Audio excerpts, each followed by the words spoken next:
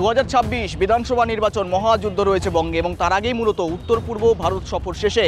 সেখানে কিন্তু মূলত বঙ্গ সফরে আসতে চলেছেন মার্চের শেষেই কেন্দ্রীয় স্বরাষ্ট্রমন্ত্রী অমিত শাহ এবং তার আগেই নিজের বাসভবনেই কেন্দ্রীয় স্বরাষ্ট্রমন্ত্রীর বৈঠক সারলেন বঙ্গ বিজেপির সাংসদ থেকে শুরু করে বিরোধী দলনেতার সঙ্গে এবং সেখানে দেখা গেল একই রকম ছবি সুকান্ত মজুমদারের সঙ্গেও সারলেন সেই বৈঠক এবং বৈঠকে কিন্তু সাংগঠনিক বিষয় নিয়ে আলোচনা হয়েছে এমনটাই সূত্রের খবর। এবার দেখানোর চেষ্টা করব সুকান্ত মজুমদার তিনি কি জানাচ্ছেন।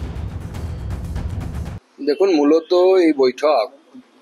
সমস্ত সাংসদদের সাথে এবং বিরোধী দলনেতা শুভেন্দুদাও এখানে এসেছিলেন,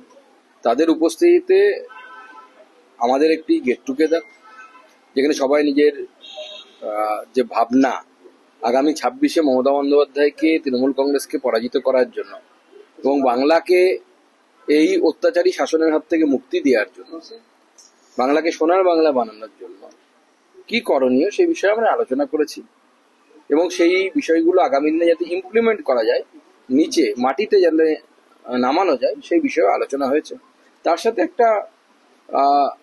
যে ধরনের ক্যাজুয়াল মিট থাকে, অর্থাৎ পরিবারের লোকেরা যেভাবে একসাথে খাওয়া দাওয়া করে, একসাথে কথা বলে, একসাথে গল্প করে, সেরকমও অনেকটা সময় আমরা কাটিয়েছি।